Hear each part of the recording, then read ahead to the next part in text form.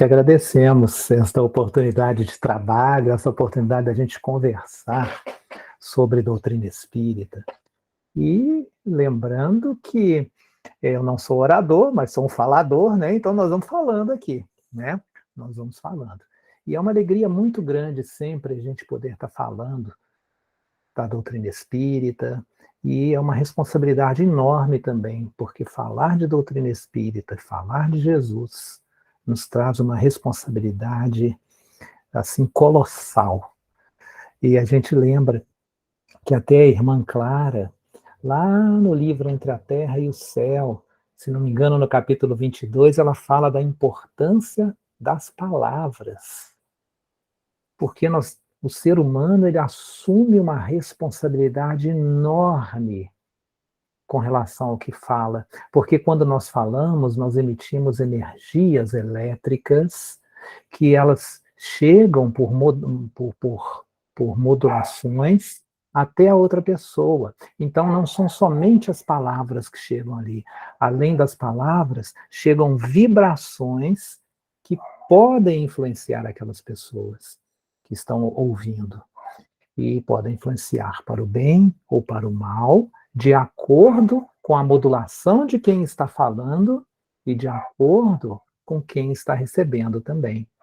E a gente vê também, né, quando a gente vai falar de uma coisa tão boa, que são os ensinamentos de Jesus, a gente percebe que aqueles que ouvem serão beneficiados, e aqueles que ouvem e praticam serão muito mais beneficiados. E a gente sabe que o beneficiado maior é quem está falando, porque quem está falando está sendo o primeiro a absorver aquelas vibrações, não é?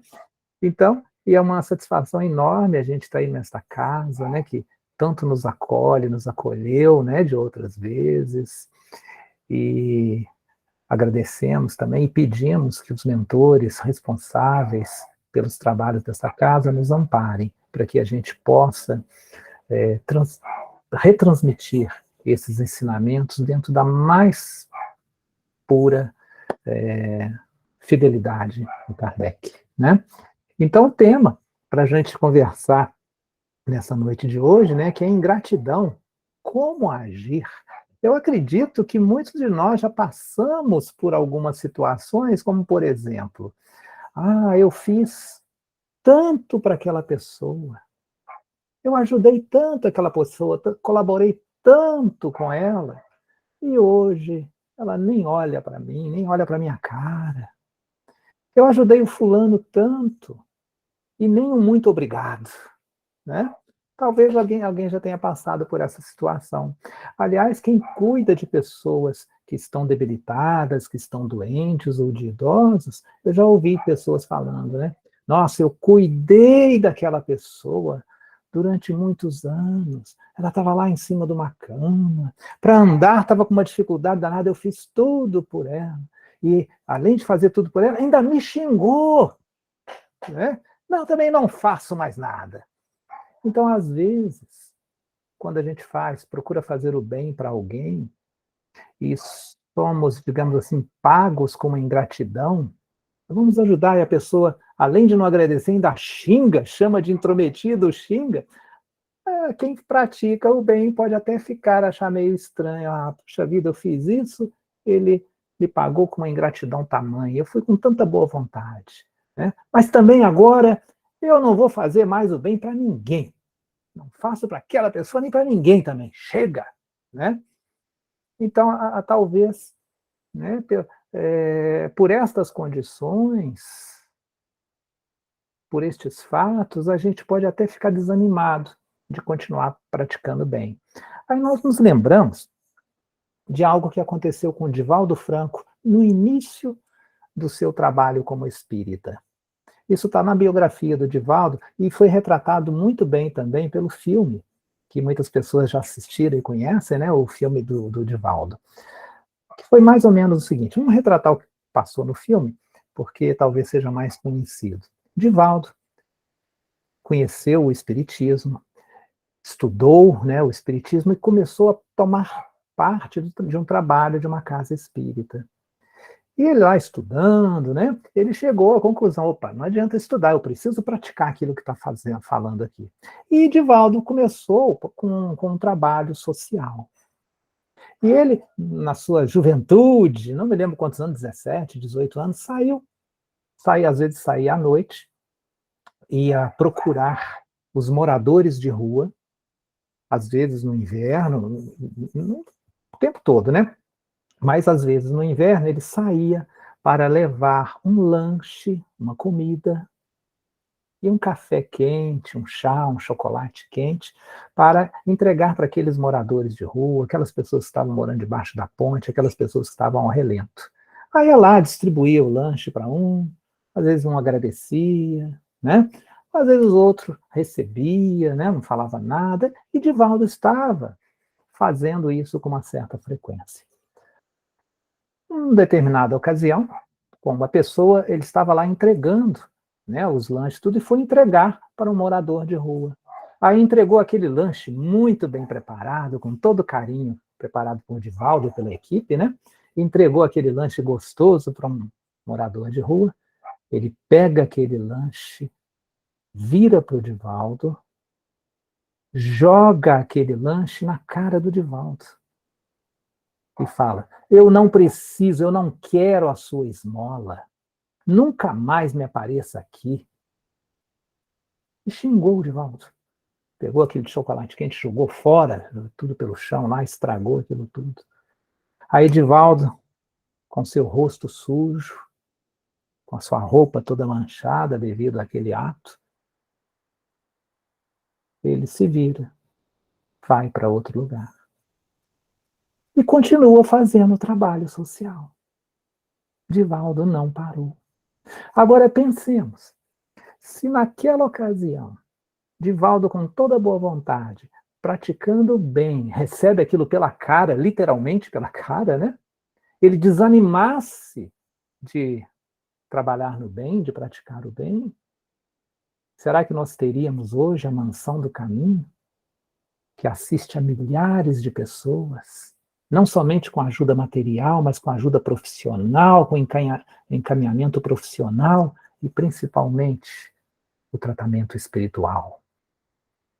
Veja bem que Divaldo não desistiu. E isso foi relatado uma vez. Possivelmente Divaldo tenha tido muitos nãos, muitos reveses de pessoas que não somente não agradeciam, mas como criticavam o seu trabalho e como o xingavam. E muitas das vezes, quando isso acontece conosco, a gente desanima. A gente entra com todo o entusiasmo numa tarefa social ou num grupo de estudo espírita. Às vezes alguém chega lá, talvez com uma maior aspereza, fala alguma coisa que a gente não gosta, e a gente abandona o trabalho, né? Aí nós não estaremos perseverando. Aí nós vamos buscar uma passagem evangélica do nosso guia, do nosso modelo, que é Jesus, para ver o que Jesus faria nessa situação. E nos lembramos de uma ocasião onde Jesus estava andando com alguns de seus discípulos e foi cercado pelos inimigos, por seus inimigos que queriam prendê-lo. Estavam ali todos preparados para prendê-lo. Jesus já havia sido entregue, digamos assim, por Judas e foi cercado por várias pessoas para prendê-lo. Aí se aproxima alguém de Jesus para prendê-lo, e Pedro, um dos discípulos que estava ali por perto, saca da sua espada e corta a orelha de quem estava próximo a Jesus para prendê-lo. Aí Jesus, que era grande amigo de Pedro, fala: Pedro, guarda, embainha a tua espada. Quem com ferro fere, com ferro será ferido. Ali dizendo para Pedro, né, ensinando para Pedro a respeito das leis de causa e efeito. Aí Jesus dá um passe e consegue restituir a orelha daquela pessoa em que Pedro havia ferido. Mas nós falamos em Pedro. Pedro foi um grande amigo de Jesus. Pedro e Jesus eram muito amigos. Jesus fazia muito por Pedro. Jesus convidou Pedro para trabalhar, para ser pescador de almas. Pedro aceitou o convite, começou a aprender, começou a trabalhar com Jesus. Então, Jesus passou muito tempo com Pedro. Pedro era o seu discípulo fiel. Os dois muito amigos. Quando Pedro tinha algum problema mais sério, estava lá Jesus para orientá-lo, Jesus para auxiliá-lo. E a gente vê nas passagens evangélicas, como registrado lá no Novo Testamento, tantas passagens de Pedro com Jesus. Nós podemos dizer que Pedro era o apóstolo que mais teve registro junto com Jesus. Assim como, por exemplo, na cura da filha da viúva de Naim, Pedro estava lá presente. Na ressurreição de Lázaro, Pedro também estava lá com Jesus. Os dois trabalhando, os dois se apoiando. Lá no Monte Tabor, numa comunicação mediúnica, onde, naquele episódio da Transfiguração, onde as vestes de Jesus começam a se resplandecer, a ficarem iluminadas, e aparece lá no fenômeno de materialização Moisés e Elias. E eles estavam ali, e um dos que estavam também era Pedro, que testemunhou aquilo tudo. Então, Pedro e Jesus estavam ali, amigos, sempre se apoiando. E Pedro foi o discípulo de Jesus que também começou a caminhar sobre as águas, seguindo os ensinamentos de Jesus. Aí ele não conseguiu, fraquejou, porque ele não tinha fé suficiente, mas Jesus estava lá para auxiliá-lo. Então Jesus estava sempre fazendo o bem para Pedro. Aí naquela noite, quando aquelas pessoas cercaram Jesus, aí foram lá e prenderam Jesus. Levaram Jesus para a casa de Caifás. Aí Jesus foi preso, né? Lá começaram a bateram em Jesus, esbofetearam Jesus e até perguntaram: você não é profeta? Então profetiza agora. Quem te bateu? Então estava lá Jesus preso lá na casa de Caifás. E Pedro, que testemunhou a prisão de Jesus, Pedro ficou um pouquinho mais para trás. Porque eles estavam andando lá à noite, aquelas pessoas viram Pedro, viram Jesus, né, viram outros discípulos, e foram lá prender e levaram Jesus para Caifás. Mas Pedro ficou por ali. Pedro se afastou um pouco de Jesus, mas ficou ali na área. Aí, lá próximo aí à casa de Caifás, as pessoas, isso já era de madrugada, as pessoas estavam ali por fora, acenderam uma fogueira e Pedro estava ali, meio distante, né? Mas estava entre aquelas pessoas lá para procurar ver o que ia acontecer com Jesus. Pedro estava por ali. Mas como Pedro se aproximou um pouco daquela fogueira, daquela luz, uma mulher, uma criada, uma mulher chega lá e fala: eu vi você. Você estava com Jesus. Aí Pedro: eu não estava não. Aí passou-se um certo tempo, chegou uma outra pessoa e fala: ah, eu conheço você. Você é amigo de Jesus. Você estava com Jesus quando a gente o capturou. Ele: não, eu nem conheço esse Jesus. Havia negado por uma segunda vez. Aí passa-se um certo tempo, chega uma outra pessoa lá e fala: você é galileu, o seu sotaque é galileu, você é galileu, você estava com aquele outro galileu que é Jesus. Você é amigo dele, você estava com ele. Aí Pedro fala para ele: eu não sei do que você está falando, eu não conheço esse Jesus, eu não sei de nada do que você está falando. E assim, Pedro nega Jesus por uma terceira vez. Tão logo Pedro estava negando Jesus pela terceira vez, ele ouve um galo cantar. Aí ele, ouvindo aquele galo cantar, Pedro vê que Jesus estava lá na casa de Caifás sendo conduzido e vê que Jesus estava olhando para ele. Aí Pedro lembra: Jesus me disse na noite anterior que antes do galo cantar, eu teria negado 3 vezes. Aí Pedro vê Jesus lá preso, né? Olhando para Pedro e lembra-se disso, que o próprio Jesus havia dito que ele o negaria 3 vezes antes que o galo cantasse. Aí Pedro faz um exame de consciência, cai em si, se arrepende, vai lá para mais longe, perto de um muro, e começa a chorar. Aí nós vamos interromper por aqui essa narrativa e vamos analisar. Pedro, o amigo fiel de Jesus, que trabalharam juntos durante tantas ocasiões, Jesus, aquele amigo incondicional de todas as horas de Pedro, que o auxiliou nos momentos mais difíceis, foi negado pelo próprio Pedro, que já tinha conhecimento da boa nova, do que Jesus veio trazer e dos exemplos, e havia praticado também muitas das coisas que Jesus havia ensinado. Eram muito amigos. E Pedro nega Jesus não uma, não duas, mas 3 vezes. Isso não seria uma ingratidão?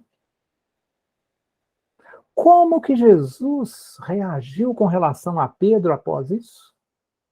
Porque depois disso, levaram Jesus preso, o levaram para a cruz, o crucificaram e o mataram.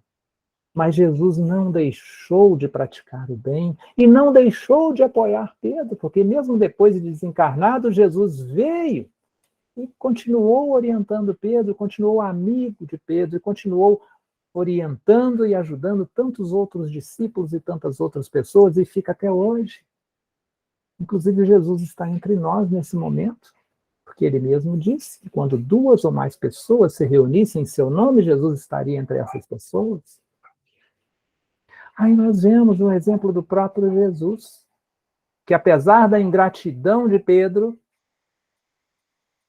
de tê-lo negado várias vezes, Jesus continuou trabalhando no bem, continuou praticando o bem, a despeito, né, de ter sido, digamos, pago, entre aspas, com ingratidão.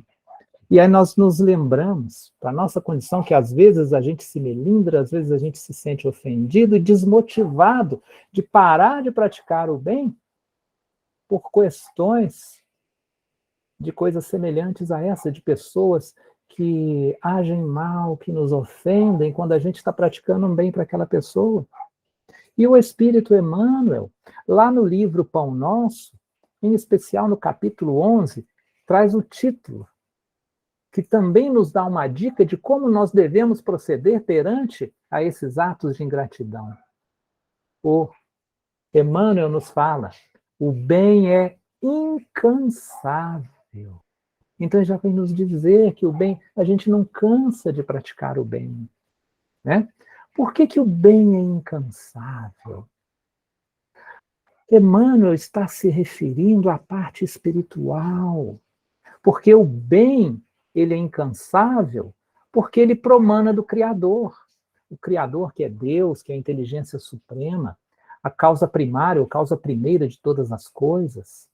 Deus é infinitamente bom. Deus é infinito em suas perfeições. Deus é bom. Então, se Deus é bom, Deus é infinitamente bom. Se Deus é o criador de todas as coisas, Deus criou o universo, tudo que existe no universo. Se Deus é bom, tudo que Deus cria tem que ser bom, porque Deus é infinitamente bom. Então não tem como Deus criar algo ruim. As leis de Deus, elas são perfeitas, elas são infinitamente perfeitas. E as leis de Deus são boas? Tem que ser.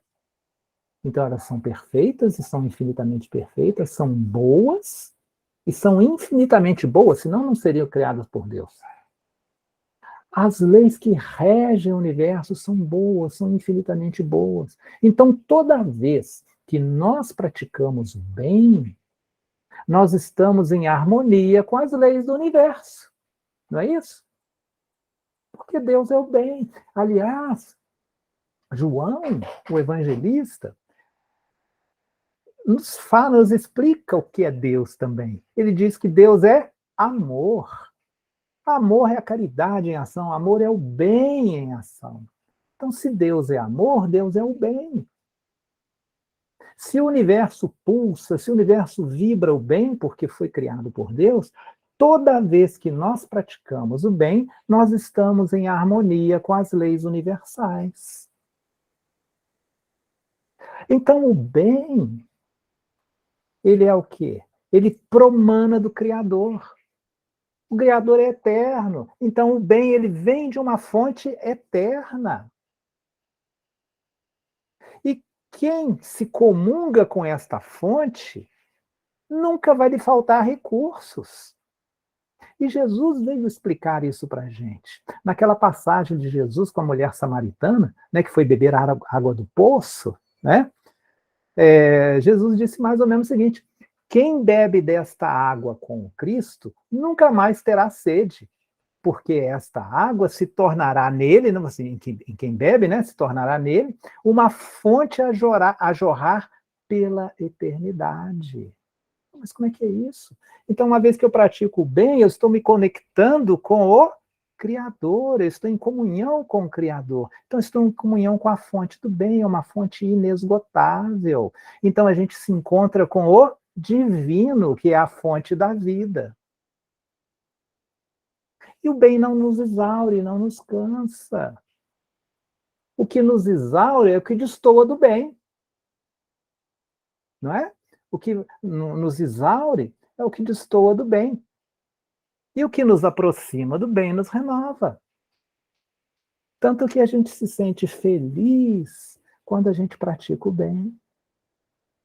A gente se sente bem praticando o bem. Aliás, teve até uma coisa que a gente está lembrando. Teve uma ocasião que nós participávamos de uma outra casa espírita, que fica na zona rural aqui de Santos Dumont.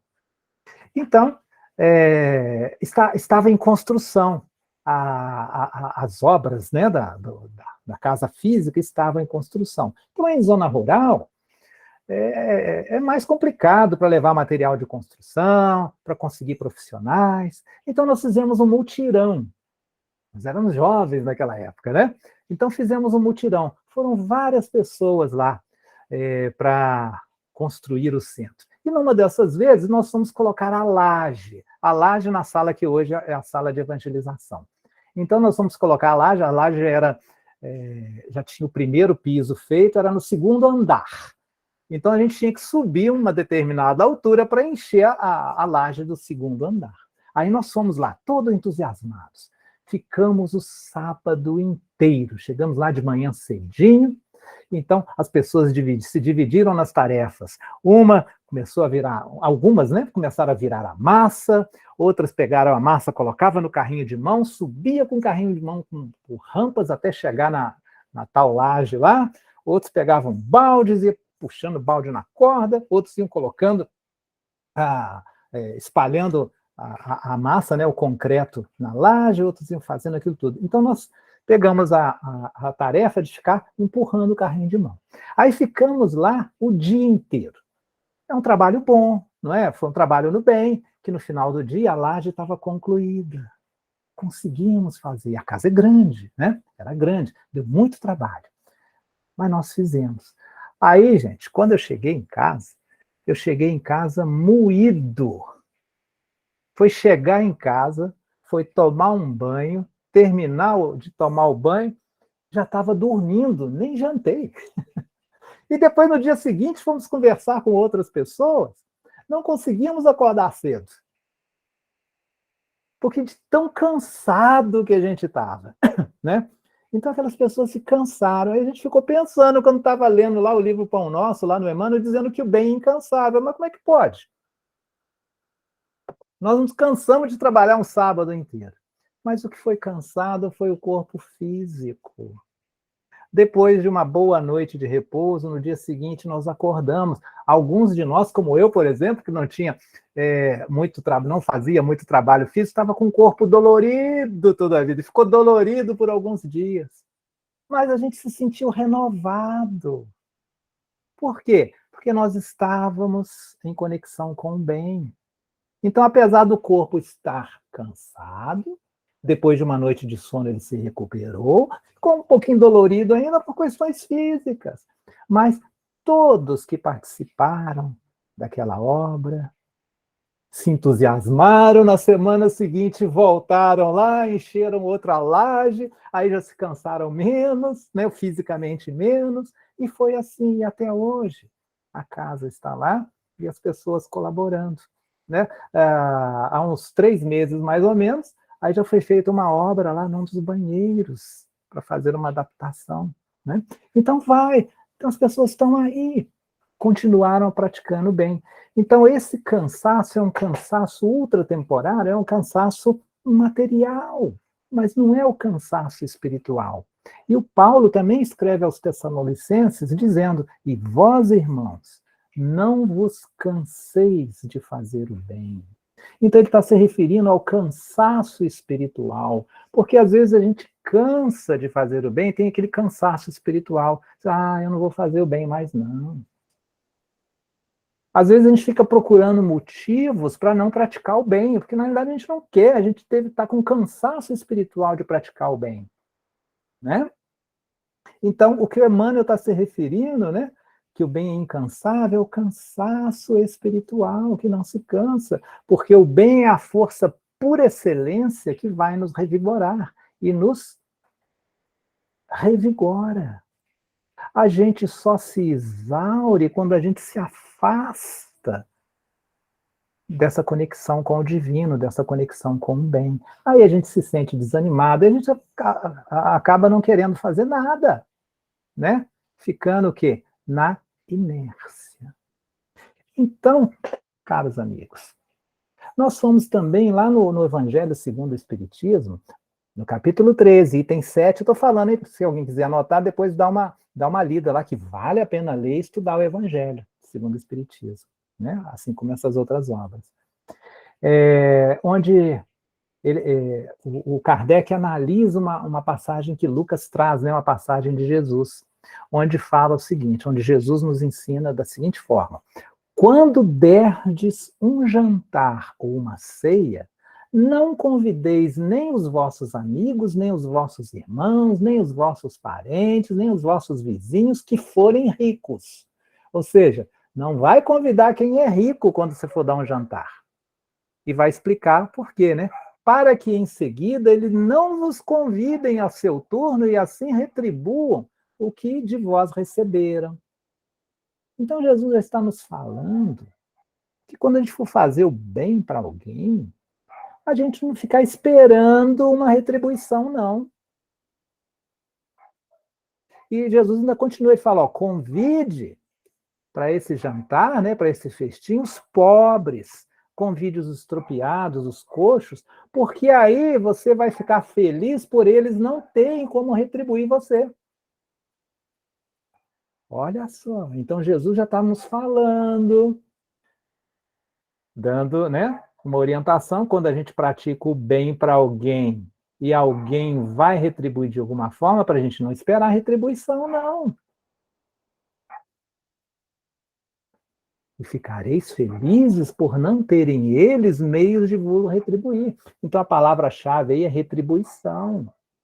Então, não se deve fazer o bem tendo em vista a retribuição, mas apenas pelo prazer de fazer o bem. É aquela frase bem conhecida, né? Fazer o bem sem olhar a quem. Eu vou ficar feliz quando aquele que recebeu o bem, ele não possa retribuir mesmo. É aí que eu preciso ficar feliz, né? Porque aquela pessoa que retribuir já vai estar pagando bem, não é? Eu vou ter alguma retribuição, ele vai estar sendo pago. Então, quando fazemos o bem a um necessitado, Na realidade, nós não estamos fazendo um bem àquele necessitado. Também, né? Mas nós estamos fazendo um bem a Cristo. Jesus não disse: quando desses de comer a quem tem fome, estará dando de comer a mim. E assim como deste de beber, como deram agasalho, quando deram uma palavra amiga, a gente não vai dar dando especialmente para aquela pessoa, mas para Jesus, para o Cristo. Essa é a conexão com o bem. Nós precisamos fazer o bem sem esperar retribuição. Então, tendo retribuição ou não, não importa. Não precisa. Porque aí a gente não vai se conectar a um ato de retribuição. E quando a gente faz o bem e a pessoa não retribui, Deus vai nos retribuir pelas leis divinas. Lá na questão do Livro dos Espíritos, 893, os Espíritos nos dizem que todas as virtudes elas têm um mérito, mas a sublimidade da virtude ela consiste o quê? No quê? No sacrifício do interesse pessoal para o bem ao próximo, sem segunda intenção. Então, essa que é a mais meritória de todas as virtudes é aquela que se baseia na caridade desinteressada. É quando a gente faz algo sem interesse, principalmente interesse pessoal. Muitas das vezes a gente faz a caridade, mas visando alguma coisa, um interesse pessoal. É válido? É até válido, mas a melhor, né? A melhor das virtudes que a gente tem é quando a gente faz o bem sem esperar nada em troca. Aí a pessoa pode não falar nada, pode falar, agradecer, pode não agradecer, ou pode até desconjurar, até xingar, que não tem problema. A gente não está se conectando àquela situação. E, na verdade, lembrando daquele caso lá do Divaldo, quando ele foi dar um lanche para aquele morador de rua, ele pega o lanche e joga no rosto do Divaldo, a gente não sabe qual é a condição daquela pessoa. Naquele momento, é a condição que ela tem, é aquela. Porque tem pessoas que não sabem dar. Muitos de nós já passamos por a fase, eu não sei dar, não quero dar nada para ninguém. É só vir para mim. Aí depois a gente entra numa fase, eu vou fazer o bem, eu vou praticar alguma coisa, vou dar algo para alguém. Mas eu quero pelo menos um muito obrigado. Ou seja, a gente está naquela fase da troca, né? Fazer com a mão e pegar com a outra. Mas aí depois a gente vai descobrindo que não precisa disso. Que é fazer, não importa o que o outro vai responder. Mas aquela pessoa respondeu com agressividade, ela me jogou o lanche no rosto, ela me xingou porque eu fui fazer o bem para ela. Mas é a condição que ela está, a gente não sabe o que a vida está fazendo com aquela pessoa. A gente não sabe as dificuldades que aquele espírito está tendo. A gente não conhece o passado daquele espírito que o levou àquela condição, daquele momento. E, principalmente, nós precisamos ver que aquela pessoa que fez aquele ato conosco, ela não é um espírito perfeito. Não é um espírito na condição de Jesus que tem o amor incondicional. É um espírito com suas dificuldades. Que se a gente não tiver ainda, se a gente não tiver na mesma condição daquele espírito, a gente já teve. Se a gente olhar para trás, nós também somos muito ingratos. Principalmente com nossos pais, com aqueles que cuidaram de nós na infância. Porque, veja bem, o ser humano, para sobreviver, ele precisa de muita ajuda. A gente não se lembra de quando nós éramos bebês, que para nós sobrevivermos, nós precisávamos que, durante muito tempo, alguém desse comida na boca da gente. Alguém trocasse nossa roupa, desse banho, nos desse remédio, ficasse trocando roupa toda hora, colocando para dormir. Senão a gente não sobreviveria. Aí depois entra a época da infância, tem que aprender alguma coisa, da juventude, e vai. O ser humano, é o ser que tem o período de infância maior aqui no planeta Terra. E totalmente dependente do outro.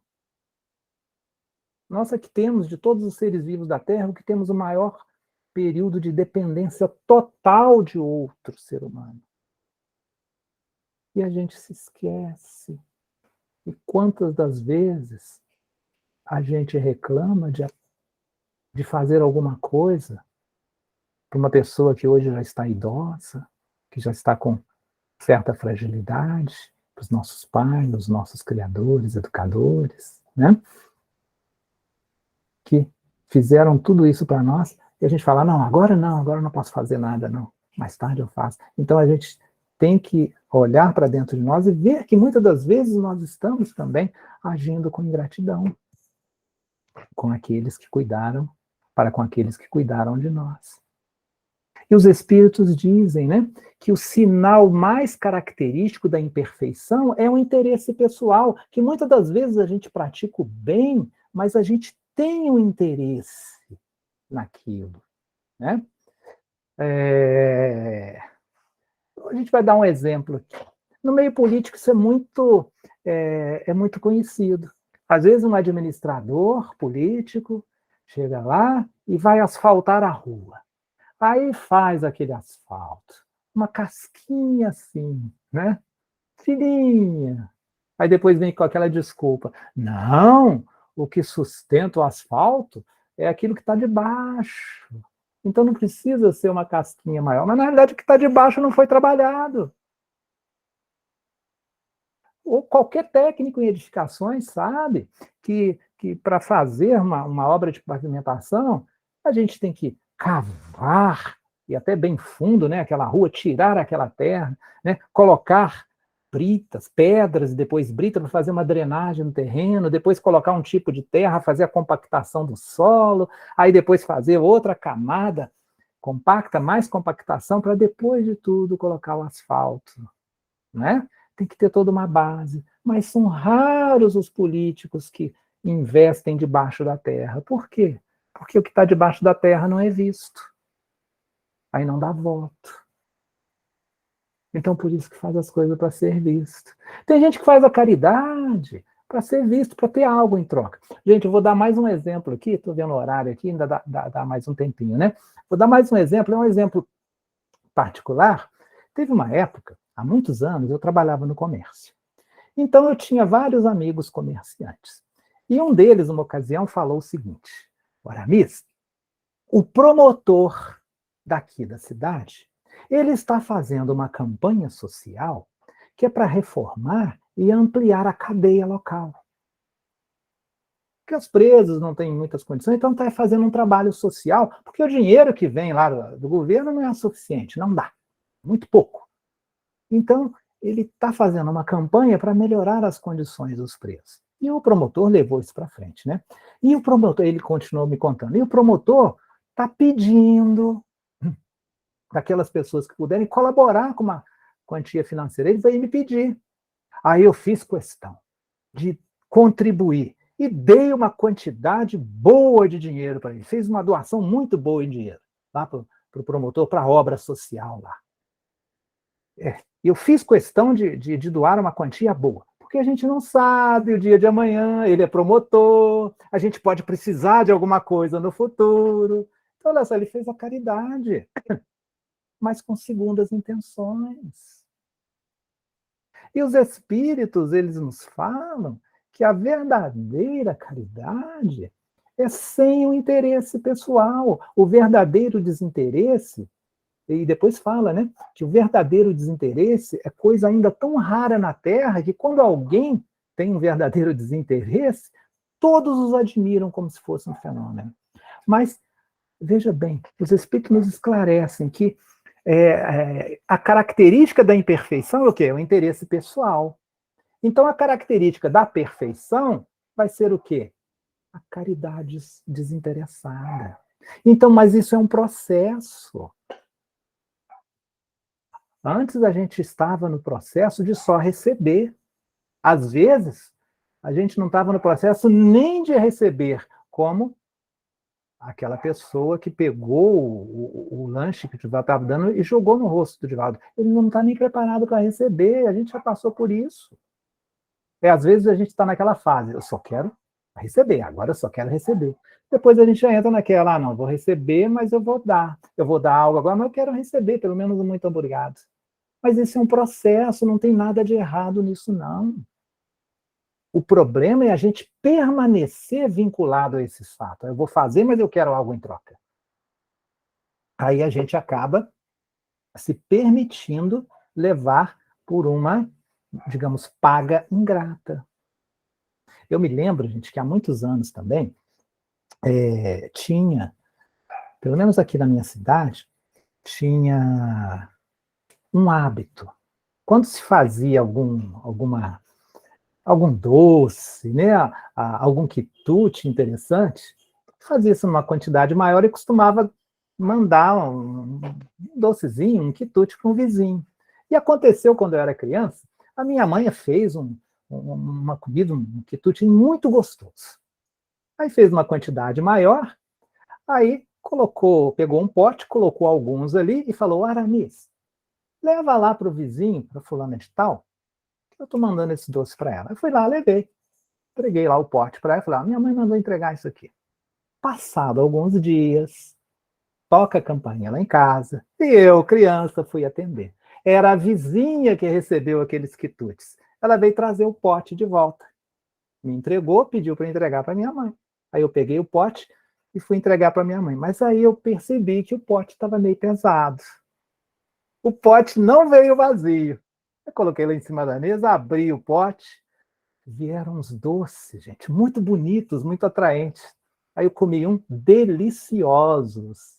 Então ela devolveu o pote e fez também uns quitutes, uns docezinhos e mandou de presente. Então era um costume que tinha na época. Aí eu vi aquilo, gostei do doce, aí falei lá para minha mãe: "Ô, mãe, quando a senhora fizer outros quitutes aí, manda novamente para a vizinha fulana de tal, né? Quem sabe ela vai mandar algo gostoso de volta também. Olha o meu interesse pessoal, né?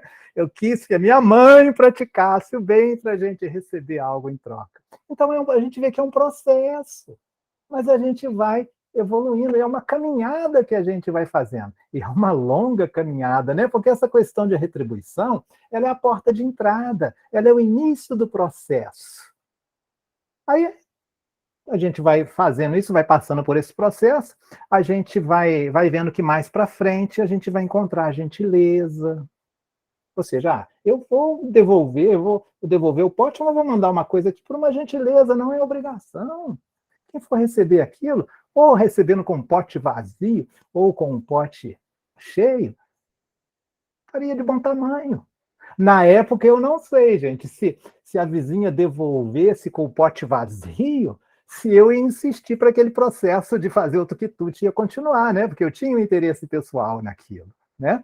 Mas a gente vai vendo que a gente vai passando por essas fases, né?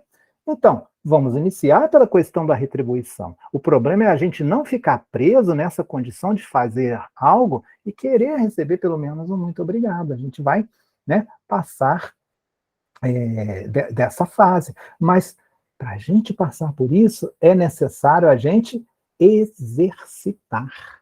É necessário nós exercitarmos. E aí, Kardec, ele vai fazer, né, essa pergunta, né? Exatamente aquela pergunta está lá no Evangelho segundo o Espiritismo. Eu estou procurando aqui porque eu anotei aqui, mas não estou me lembrando, mas é lá no capítulo 13, né, o item 19. O Kardec vai fazer exatamente essa pergunta para os espíritos. Ele vai perguntar, tem que lembrar aqui, eu estou tentando ver aqui, mas ele vai perguntar. Agora eu estou aqui, estou lendo aqui na minha frente, tá? Lá no Evangelho segundo o Espiritismo, capítulo 13, item 19. Ele pergunta: o que se deve pensar dos que, tendo sido pagos com ingratidão pelos benefícios que fizeram, eles deixam de praticar o bem para não topar com outros ingratos? Ou seja, eu fiz algo, o sujeito me pagou com ingratidão, então vou parar de fazer o bem, porque eu não quero topar com ingratos de novo, não. Para mim chega, desanimei, né? E olha o que os espíritos respondem para nós. Ele diz que as pessoas que pensam e agem assim, há mais egoísmo nessas pessoas do que a caridade. E diz que o bem feito desinteressadamente é o único bem agradável a Deus. E que se a pessoa a quem a gente presta um serviço e esquece, Deus levará mais em conta do que se o beneficiado vos houvesse pago com a sua gratidão. Então não importa se aquele bem que a gente faz para uma pessoa, se a pessoa paga com gratidão ou ingratidão, não importa. É da lei da natureza que a gente pratique o bem sem esperar nada em troca. E a gente é capaz de saber isso. Eu vi, gente, já estou terminando, tá? Eu vi um videozinho, a internet tem coisas boas. Eu vi um vídeo em que a própria natureza mostrou isso.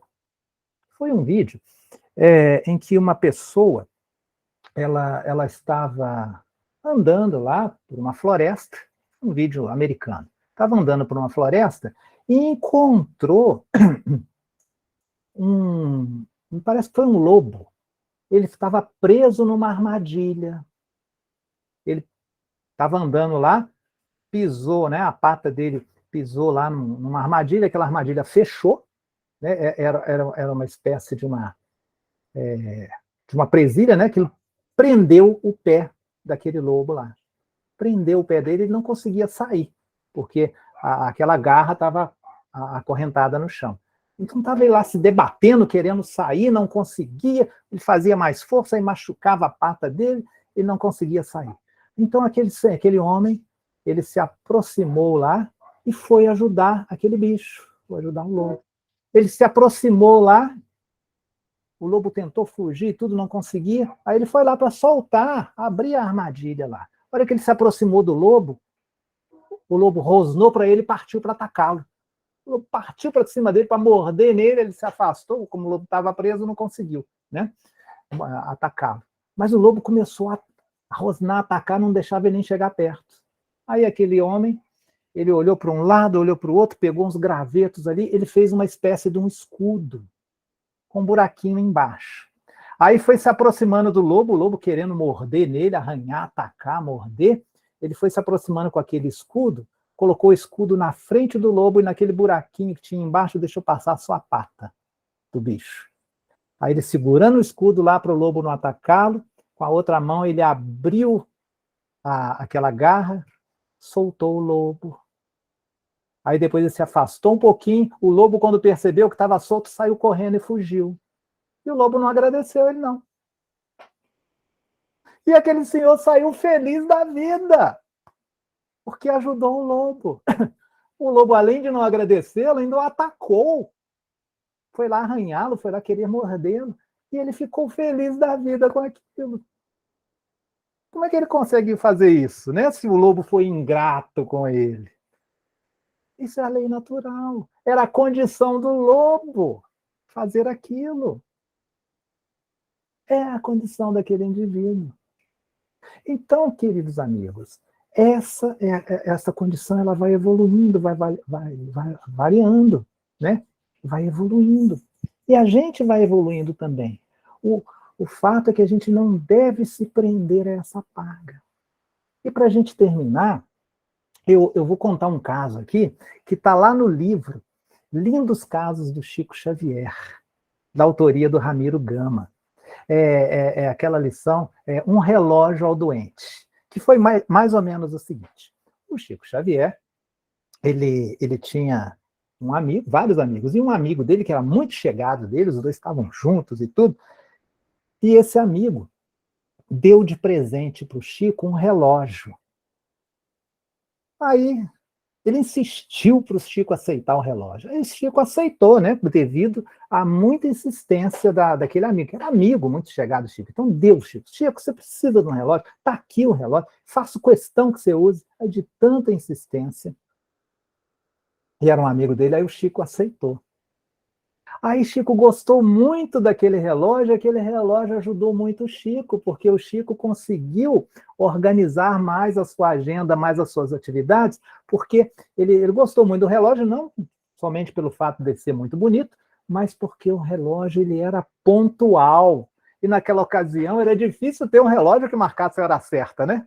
Ou ele adiantava ou ele atrasava. Mas aquele relógio era muito pontual. Então o Chico estava gostando muito dele, ajudou muito o Chico.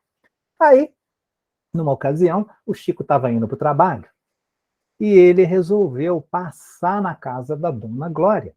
Essa Dona Glória era uma senhora que no dia anterior o Chico tinha ido na casa dela, porque ela não estava passando bem, então ele foi lá, foi dar um passe, deu um passe nela, né? E quando o Chico estava lá com aquela senhora, com a Dona Glória, vem o Bezerra de Menezes. Aí Bezerra de Menezes fala, né, sobre o problema daquela senhora e prescreve uns medicamentos homeopáticos. Aí o Bezerra receitou uns remédios homeopáticos, o Chico escreveu, psicografou aquilo e falou para ela tomar aqueles remédios, né? Então, no dia seguinte, o Chico estava indo para trabalhar, passou na casa dela para saber como é que ela estava. Então, chegando lá, perguntou, oh, Dona Glória, como é que está a senhora? A senhora está melhor? Aí fala, Chico, eu estou um pouco melhor. Aí Chico pergunta, a senhora tomou pontualmente os remédios da homeopatia? Que uma homeopatia tem que tomar pontualmente e várias vezes em seguida. Aí ela, Chico, eu estou um pouco melhor, eu só não tenho tomado os remédios com pontualidade. Você sabe, Chico, eu não tenho um relógio. Eu sou pobre, não dá para eu comprar um relógio, ainda mais um relógio bom, então não tem como, eu não estou tomando com pontualidade. A gente já sabe o que o Chico fez, né? Chico pegou aquele relógio pontual e tudo e deu para ela. Simplesmente isso. Aí ele falou, como a senhora está precisando de um relógio, esse relógio deve ser seu. Aqui está, Dona Glória. Fique com Deus, Deus a proteja. E foi embora. Ele não esperou por agradecimento, por nada. Mas eu contei esse caso aqui para fazer uma conexão com o início da nossa conversa. Lembra daquela passagem de Pedro, que negou Jesus 3 vezes antes do galo cantar? Quando Jesus falou que o Pedro negaria 3 vezes antes do galo cantar, Jesus não estava querendo dizer que ele ia negar a 3ª vez, o galo já ia cantar. Não é isso, não.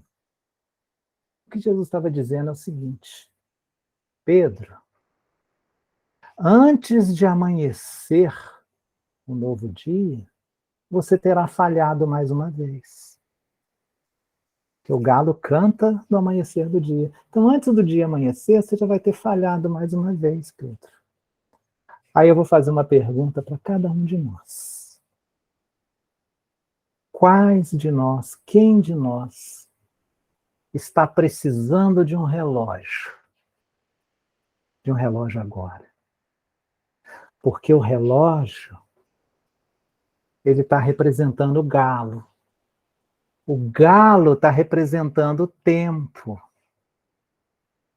Então, quantos de nós que estamos precisando de um relógio para nós sabermos quanto tempo que nós temos aqui na Terra antes da nossa encarnação acabar?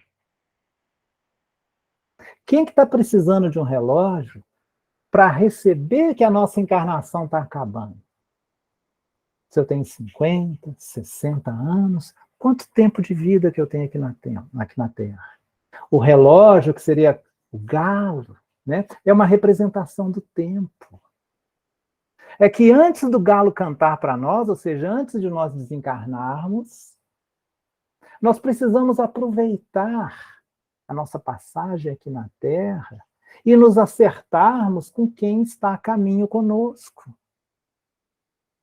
O relógio para medir a reencarnação é para não perder tempo, é para a gente tentar acertar com o nosso próximo. E a gente sabe que esse próximo é aquele que a vida traz para nós. Aquele que faz contato conosco não foi por acaso. Talvez seja alguém do nosso passado que a gente precisa se acertar com ele. E é importante que nós façamos isso. né, nos acertar com o nosso próximo, para quando o galo cantar para nós e nós retornarmos ao plano espiritual, aqueles que nos receberem lá, aqueles que nos antecederam no plano espiritual, talvez até o nosso próprio anjo guardião, quando nos receberem de volta na nossa pátria espiritual, possa falar para nós: você voltou um pouco melhor do que você foi para a Terra.